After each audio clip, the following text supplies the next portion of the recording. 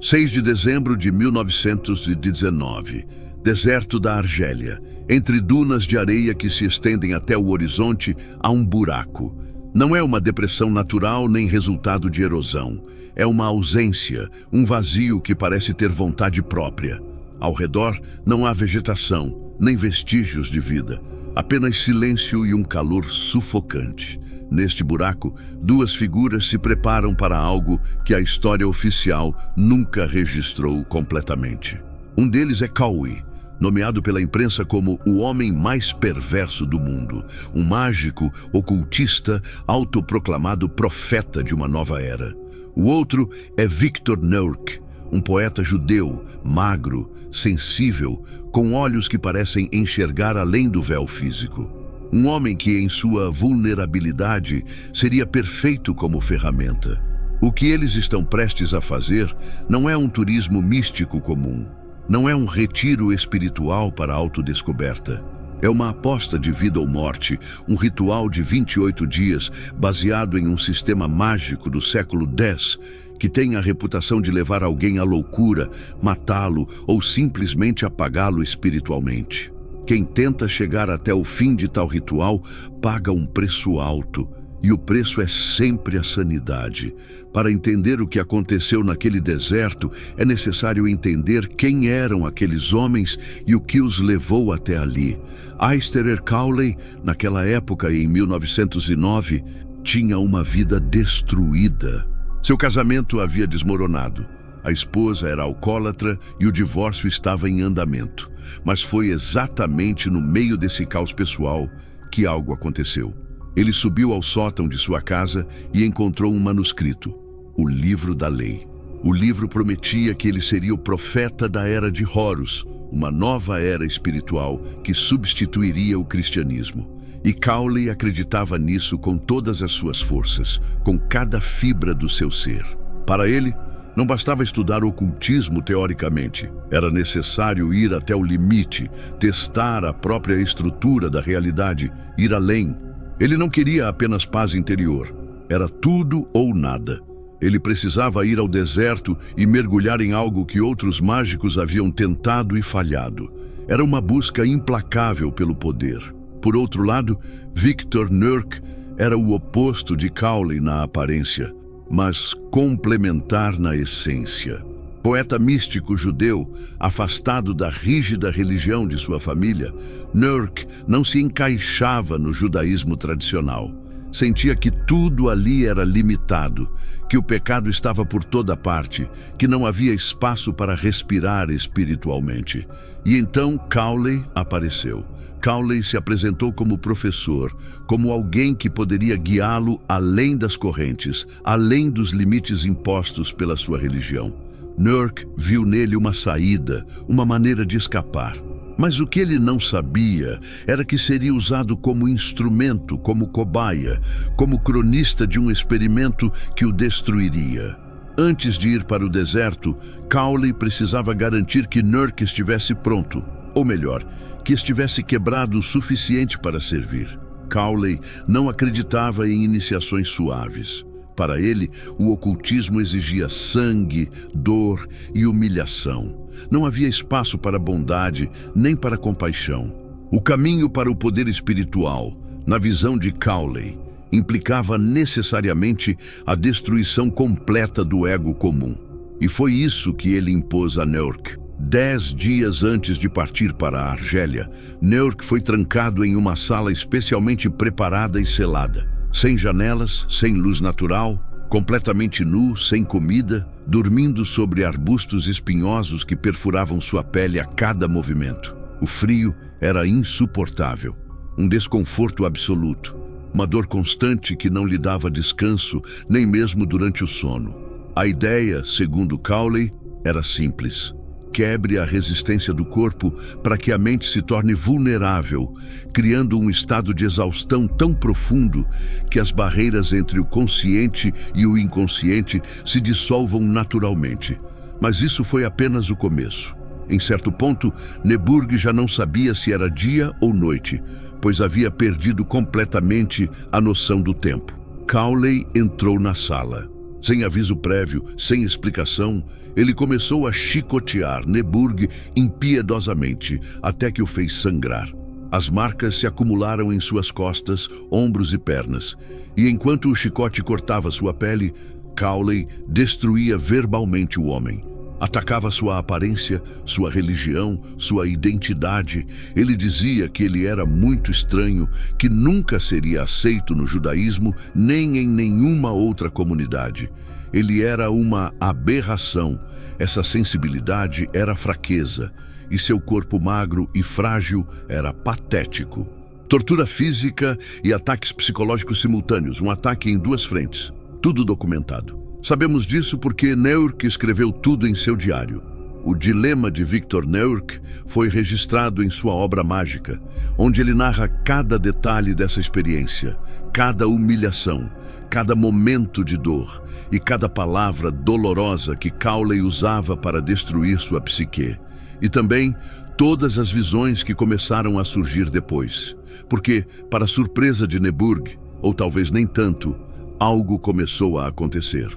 Estados alterados de consciência, visões intensas que surgiam mesmo quando ele estava acordado, uma sensação de união com algo que ele chamava de intelecto cósmico, uma vasta presença impessoal, aparentemente observando-o de fora do tempo. E, ao mesmo tempo, um contato com um abismo de desespero, um vazio interior tão profundo que ameaçava consumi-lo completamente. Era uma montanha-russa violenta entre êxtase e colapso, entre a sensação de estar conectado a algo divino e a certeza de enlouquecer. Neburg atribuiu isso não a um surto psicótico induzido pela privação e abuso, mas a um genuíno despertar espiritual. E Cowley, vendo que o processo funcionava exatamente como planejado, começou a promovê-lo dentro da ordem mágica, fazendo-o progredir de graus, dando-lhe títulos, preparando-o para a missão final. Porque Neburg não foi escolhido aleatoriamente. Ele tinha as características perfeitas. Era sensível, mediúnico, capaz de entrar em transe, conseguia registrar visões com clareza e, acima de tudo, estava disposto a sofrer, disposto a ser usado, disposto a sacrificar-se pela experiência. Com a ferramenta pronta e moldada, os dois se aventuraram pelo deserto argelino durante 28 dias. Mas o que exatamente Cowley estava procurando naquele deserto? Para entender isso, é necessário recuar ainda mais no tempo, até o século X, a corte da rainha Elizabeth I. Há uma época em que a linha entre a ciência, a política e a magia era muito menos definida do que hoje. Dois homens se destacavam ali, John Dee e Edward Kelly. Dee era uma figura extraordinária, um matemático brilhante, astrônomo renomado e estrategista político de confiança da coroa. De manhã, ele estava no tribunal calculando rotas marítimas para o Império Britânico e planejando expansões coloniais, desenhando mapas que definiriam o destino de continentes inteiros. À tarde, ele se trancava em seu laboratório e conversava com anjos. Junto com Kelly, um clarividente e médium de reputação duvidosa, mas com habilidades inegáveis, Dee passou anos realizando sessões de contato espiritual. Usavam espelhos de obsidiana polida, cristais de quartzo e outros métodos complexos de adivinhação para invocar o que chamavam de anjos, entidades que se comunicavam por meio de símbolos, letras e sons que não pertenciam a nenhuma língua humana conhecida. A partir desses contatos, receberam algo extraordinário, uma linguagem completa, o alfabeto enoquiano, canalizado letra por letra, som por som, vindo de algum lugar desconhecido. Uma língua que, segundo Dee e Kelly, era anterior à Torre de Babel, a linguagem original da criação, a linguagem dos anjos. Eles usaram essa linguagem para moldar a realidade. Mas não foi só isso. Também receberam um mapa do céu chamado de 30 Aetirs, 30 camadas de realidade espiritual organizadas em anéis concêntricos como uma cebola tridimensional. Cada uma representava uma esfera de existência diferente, um nível de consciência distinto. E o mago, para acessá-las na sequência correta, poderia alcançar um resultado descendente ou ascendente, dependendo da sequência da perspectiva espiritual através dessas camadas. A jornada começaria em trair, a camada mais externa, a mais próxima da realidade física comum, e terminaria no primeiro, o núcleo, o centro absoluto, o lugar onde supostamente a própria estrutura da criação poderia ser percebida e manipulada. Junto com o mapa, veio um conjunto de 19 chaves, fórmulas verbais, invocações em enoquiano. As primeiras 18 chaves estavam associadas a áreas específicas do sistema, cada uma sintonizada com determinados aetirs. Laúba era diferente. Era como um código-fonte, uma chave mestra que permitia o acesso a qualquer uma das 30 camadas, desde que o operador soubesse como usá-la corretamente e tivesse a força espiritual necessária para suportar o contato. Mas Dee e Kelly nunca concluíram os experimentos. Chegaram muito perto e documentaram tudo meticulosamente, mas algo começou a cobrar seu preço. Dificuldades espirituais começaram a se manifestar de maneiras cada vez mais perturbadoras. Os dois homens, que antes eram amigos íntimos e parceiros de negócios dedicados, começaram a brigar sem motivo aparente. Discussões violentas por qualquer coisa, acusações mútuas e uma paranoia crescente. As visões se tornaram mais sombrias. As entidades que se manifestavam durante as sessões ficaram mais hostis, mais exigentes. Começaram a ordenar comportamentos destrutivos, testes de lealdade cada vez mais extremos. E então, no auge do caos, os manuscritos desapareceram. Até hoje, não se sabe ao certo o que aconteceu com eles. Alguns acreditam que a própria coroa britânica confiscou tudo, pois Dee estava diretamente relacionado à Rainha Elizabeth. Ele era conselheiro pessoal e uma figura central na corte. O poder que ele estava canalizando poderia ser muito perigoso se caísse em mãos erradas, ou talvez fosse útil demais para ser compartilhado com o mundo. Séculos depois, no final do século XIX, Cowley, por meio da Ordem Hermética da Aurora Dourada, redescobriu este material.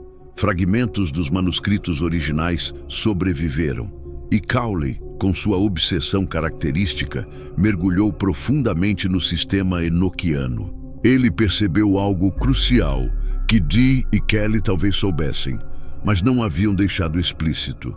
A perda só poderia ser superada em uma ordem estrita, começando do nível 30 até o nível 1, sem pular etapas, sem atalhos, sem tentar acelerar o processo. Cada camada deveria ser atravessada completamente antes de passar para a próxima.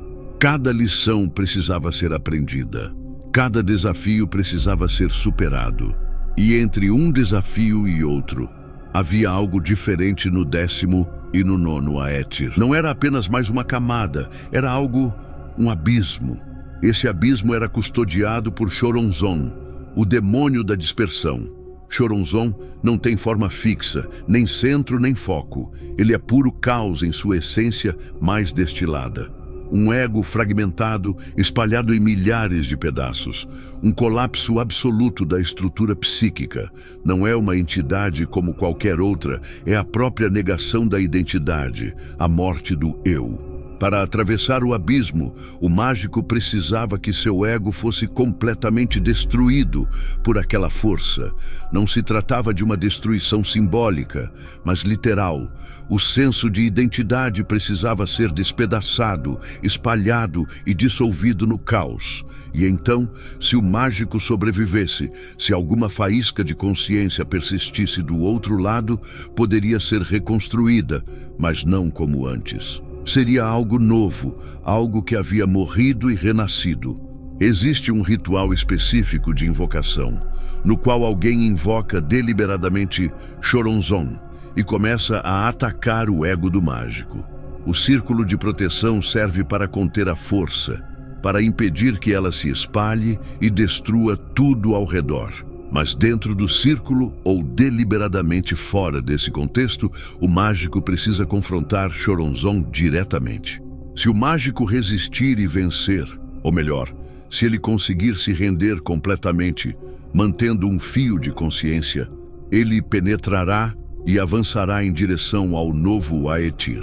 A jornada continua, a menos que ele fique preso para sempre no egrégora de Choronzon, em um estado de loucura profunda, permanente, sem retorno. E era exatamente isso que Cowley foi buscar no deserto. Ele queria superar o nível 30, encontrar Choronzon cara a cara, confrontá-lo, enganá-lo, se possível, e quebrar a maldição que destruiu Dee e Kelly para se tornar o verdadeiro mestre de seu próprio templo. E por isso, a jornada suicida arrastou Neburg consigo. E aqueles textos, as chaves enoquianas, os Aetirs, o próprio ritual de invocação de Choronzon não surgiram do nada. Eles fazem parte de uma série de manuscritos que sobreviveram a séculos de proibição, censura e preservação silenciosa. Quando chegaram à Argélia, os franceses que administravam a colônia alertaram Cowley imediatamente. Não vá para o deserto sozinho. Vocês não têm armas, não têm guias locais, não conhecem o terreno. O deserto é traiçoeiro. Existem tempestades de areia que surgem do nada. Existem lugares onde simplesmente não há água por centenas de quilômetros. Se vocês se perderem no deserto, significa morte. Cowley ignorou completamente o aviso, com o desdém característico de alguém que se considera acima da lei natural. Afinal, ele já havia escalado o Himalaia, já havia cruzado o deserto egípcio mais de 20 vezes. Havia sobrevivido a condições que matariam homens comuns. Ele se considerava invencível. Ele realmente acreditava que sua vontade e magia eram mais fortes do que qualquer perigo físico. Com cantis de água, seu cristal de topázio dourado cuidadosamente embrulhado, com as chaves de Inquiry inscritas em pergaminho, ele partiu para o interior do deserto. Mas antes de partir, ele fez uma última humilhação pública. Ele cortou o cabelo de Neburg em um formato bizarro, deixando 2 pequenos chifres pontiagudos no topo de sua cabeça. Isso o transformava visualmente em seu demônio companheiro. Uma marca de posse, de submissão, porque a humilhação para Cowley não era apenas cruel, mas uma parte essencial do processo mágico. Era necessário quebrar o que restava de resistência psicológica em Neburg. E então, eles entraram no deserto, e o deserto começou a reagir. A cada invocação, algo mudava. O ar ficava mais denso, o silêncio mais profundo. A sensação de estarem sendo observados por algo invisível crescia constantemente. Não era paranoia, era uma percepção aguçada. Algo realmente estava acontecendo. Cowley começou com o ritual do nascituro, uma antiga invocação que recitava a 19ª tonalidade de Ré, de Dee e Kelly. Ele se sentou de frente para o sol nascente ou para o oeste, dependendo do Aetir que tentava acessar, e fixava o olhar no cristal de topázio até que seus olhos começassem a lacrimejar, até que sua visão se distorcesse e algo além do vidro começasse a se tornar visível. Ele desenhou um círculo protetor ao redor de Neburg, com sal, cinzas e areia consagrada. Aquele círculo era a barreira, a linha que as entidades não podiam cruzar. Era um acordo simbólico e energético. Até aqui, e nenhum outro lugar além daqui. Neburg permaneceu dentro, seguro, relativamente seguro, anotando tudo o que via, tudo o que Cowley dizia, cada detalhe das visões que se manifestaram. E os Aetirs começaram a aparecer. Cowley os descreveu como anjos, seres luminosos e hierárquicos, organizados. Mas qualquer um que examine os relatos com atenção perceberia que não eram anjos no sentido tradicional. Eram algo completamente diferente. Formas que estavam em constante mudança. Vozes que se sobrepunham em camadas. Presenças que não possuíam nem o bem nem o mal, apenas função. E à medida que desciam pelos Aetirs, as visões se intensificavam de forma dramática. Cowley começou a se ver como a besta 666. Não metaforicamente, mas literalmente. Nas visões, ele se transformou em uma criatura que devorava símbolos de religiões antigas. Cruzes, luas crescentes, estrelas, tudo era consumido e transmutado. Foi coroado como centro do caos, o ponto zero a partir do qual uma nova ordem começaria a surgir. Para manter o ritual em andamento, ele recitava versos do Alcorão 100 vezes seguidas, sem parar, sob o sol escaldante, até que a voz falhasse, até que o corpo tremesse de exaustão, até que a mente começasse a se fragmentar pela repetição hipnótica. Foi uma entrega total. Corpo e mente se renderam completamente ao ritual, e o deserto respondeu. As dunas ao redor pareciam se mover, mesmo sem vento. Sombras surgiam onde não deveriam existir. Sons vinham de todas as direções. Sons impossíveis, vozes, canções, sussurros em línguas que não eram humanas. Em certo momento, após dias de caminhada e invocações constantes, eles encontraram algo que não deveria estar ali. Um anfiteatro de mármore branco, perfeitamente preservado, perdido entre as dunas. Não havia registros históricos dessa estrutura, não havia explicação lógica para sua existência naquele lugar remoto. Cowley e Neburg entraram e começaram a examinar as colunas, os assentos em níveis, o palco central. E foi aí que perceberam algo aterrador. Aquele mármore não era mármore. Estava quente ao toque, tinha uma leve pulsação e a textura do mármore era inconfundivelmente músculo humano, um anfiteatro inteiro feito de carne crua. Era uma visão compartilhada. Ambos viram a mesma coisa. Ambos sentiram o horror visceral de estar dentro de uma gigantesca estrutura orgânica construída com sofrimento humano petrificado. Estavam sendo submetidos a um teste brutal. A própria realidade desmoronou ao seu redor, revelando camadas mais profundas e perturbadoras. Mas o verdadeiro clímax aconteceu na montanha da época, na quarta subida para o Aetir. Mais da metade da jornada já havia sido percorrida. Cowley estava exausto, com queimaduras de sol e exaustão mental, mas continuou. Chegou ao cume da montanha, traçou o círculo, preparou as invocações e tentou abrir a quarta sala do Aetir. A escuridão literalmente desceu. O céu límpido do deserto ficou coberto por nuvens que pareciam ter surgido do nada. O ar ficou gélido instantaneamente e uma entidade apareceu. Cowley a identificou como Pan, o deus da mitologia grega, a divindade da natureza selvagem, do instinto animal, do caos sexual e criativo. O que aconteceu a seguir foi um ritual que Cowley chamou de sacrifício para Pan, um ritual com conotações intensamente sexuais e viscerais, que dilacerava as camadas finais da civilização e de um ego estruturado. Neburg, dentro do círculo, começou a tremer. Seus olhos se viraram e, de repente, ele não era mais Neburg, era Pan. A entidade havia tomado posse completa de seu corpo e, em profundo transe, ele emergiu do círculo. Rompendo a proteção, avançou sobre Cowley e o subjugou em um ato ritual brutal, descrito em detalhes no diário, mas que transcende qualquer categoria moral comum. Foi um momento em que o ego de ambos foi completamente destruído. Não sobrou nada.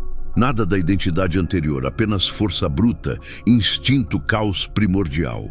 Quando terminou, quando Pan finalmente deixou o corpo de Neburg e ele recuperou a consciência, eles desceram da montanha. Cowley não era mais Cowley. Algo fundamental havia mudado.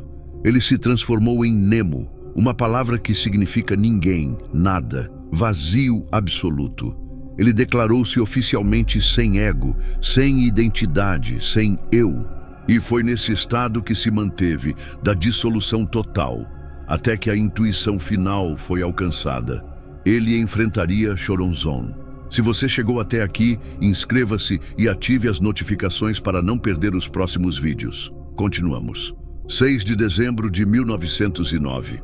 Na fenda entre as dunas, Cowley e Neburg desenharam um círculo mágico. Neburg ficou dentro, Cowley ficou do lado de fora. Cowley não se protegeu. Ele se ofereceu, deixou o Choronzon entrar, tornou-se o cavalo da entidade. Ele permitiu que o demônio da dispersão o possuísse e então realizou um ritual pesado, o sacrifício de 3 pombas, sangue na areia, invocação completa. E ele conseguiu. Passou do peito do Aetir para o número, mas algo aconteceu. A personalidade de Cowley começou a se fundir com a de Choronzon. Ele não era mais Nemo, não era mais a criatura sem ego.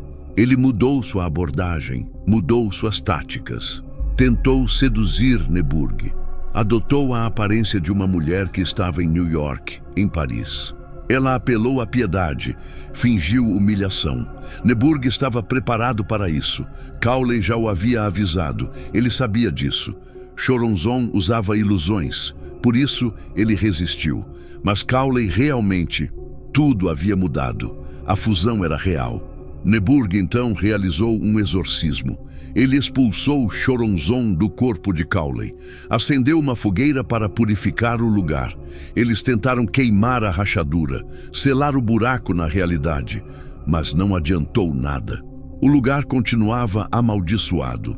Eles ficaram sentados ali por um tempo, horas completamente vazios, sem sentimentos, sem reação, apenas vazio. Até que um grupo de beduínos os encontrou e os resgatou. Quando retornaram à civilização, os 2 homens seguiram caminhos separados. Cowley retornou transformado. Fundou o culto de Telêmico. Criou a estrutura dos Alcoólicos Anônimos, sua ordem mágica, e tornou-se uma figura mundialmente famosa no ocultismo. Para ele, o ritual foi um sucesso absoluto. Ele havia cruzado o abismo, ele se tornara um mito. Neburg, por outro lado, nunca se recuperou. Ele retornou enlouquecido, dominado por forças internas opressivas, passou o resto da vida destruído, atormentado, destruído pelo que vivenciou no deserto. Alguns dizem que ele foi um verdadeiro homicídio espiritual, uma criação usada para o objetivo de Cowley, e quando a ferramenta não foi mais necessária, foi descartada. O buraco no deserto permanece até hoje. Pessoas que praticam turismo místico naquela região relatam que algo ainda persiste ali. Uma sensação de vazio, de presença, de que a fenda nunca será completamente fechada. E textos como esses, rituais de peregrinação, chaves enoquianas, os mapas do invisível, não são relíquias mortas. Eles ainda circulam, ainda têm importância. O que aconteceu no deserto argelino não foi apenas um ritual. Foi uma engenharia cirúrgica da loucura, um mapa do céu usado como arma contra o próprio aluno, um sistema mágico que prometia transcendência, mas exigia sanidade como preço. E a questão central não é se Choronzon é real. A questão é, o sofrimento intenso cria rupturas na realidade. Porque se olharmos para a história, veremos um padrão: o trauma, a dor, o colapso psicológico. Todos funcionam como portais, como rupturas na estrutura do espaço-tempo. E isso não é um acidente, é engenharia. John Dee não era apenas um mágico, ele era um matemático, um estrategista político. De manhã, ele calculava rotas de navegação para o Império Britânico. À tarde, conversava com anjos e obtinha informações. O dom que ele recebeu daqueles anjos influenciou diretamente a expansão colonial. Rios de sangue foram derramados, nações inteiras foram destruídas, e por trás disso havia uma linguagem, uma tecnologia espiritual.